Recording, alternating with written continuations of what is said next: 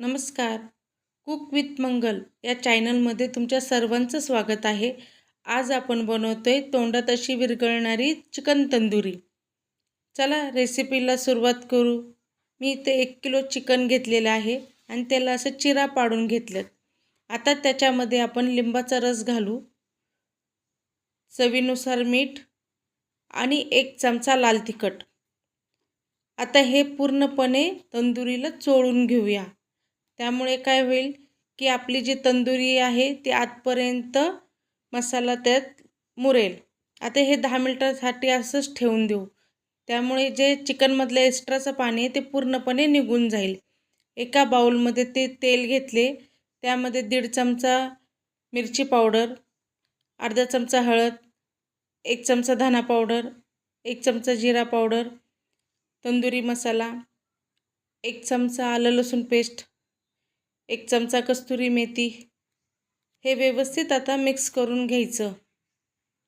Mix करून झाल्यावर ह्यात 1 वाटी फेटलेले दही घालून पुन्हा एकदा ह्याला मिक्स करायचं. छानपैकी मिक्स करून घ्या. आता हे पूर्ण मिक्स झालेत. त्यामध्ये मी 2 चमचे भाजलेले बेसन पीठ घालून पुन्हा एकदा छान मिक्स करून घेते. आता आपण हे मसाला तंदुरीला लावून घेऊ. मी हे सर्व तंदुरीला लावून घेते.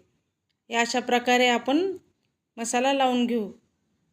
आता हे कमीत कमी 3 ते 4 तासासाठी असंच ठेवून देऊया. त्यामुळे काय होईल की मसाला आतपर्यंत छान मुरेल. एका कढईमध्ये थोडंसं तेल घेऊन मॅरिनेशन केलेली तंदुरी त्यामध्ये घालून व्यवस्थित फ्राय करून घेऊ. आता आपली तंदुरी चांगली शिजलेली आहे.